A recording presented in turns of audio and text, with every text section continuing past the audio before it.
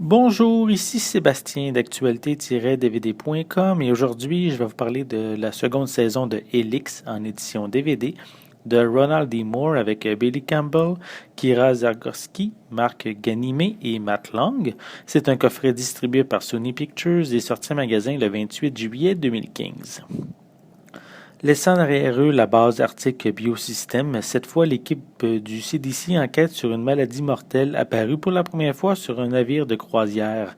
Leur enquête les mène sur une île mystérieuse habitée par un culte dans l'espoir de créer une société utopique.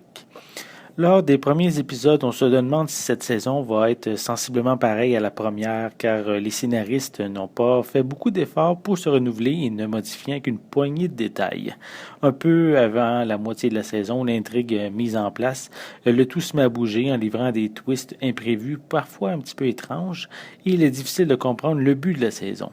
Ils recherchent un antidote, ils veulent partir de l'île ou ils veulent y rester. Il est bien difficile de cerner les personnages tant ils peuvent changer d'un épisode à l'autre. Donc ce n'est pas évident de savoir qui est contre qui, leur motivation et dans quel but.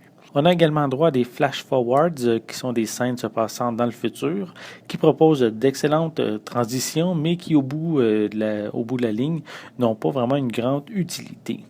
C'est peut-être pour ces raisons, malheureusement, que le public n'a pas suivi et qui a mené à l'annulation de la série après seulement 2 saisons. Dommage vraiment pour les fans. Le coffret vient avec une piste sonore anglaise 5.1 et contrairement à ce qui est indiqué sur la pochette, on retrouve aussi une piste sonore française 5.1 en plus des sous-titres qui sont disponibles en anglais, français, espagnol et portugais. Pour les suppléments, on retrouve simplement des bandes annonces. Cette seconde saison de Helix joue beaucoup sur les nerfs des téléspectateurs. Pas toujours évident de savoir où la production veut nous amener. Il y a des occasions où on perd aussi le fil de l'histoire. Par contre, les amateurs d'images gore et malsaines, vous allez être servis car je dirais qu'on en retrouve un peu plus même que la première saison.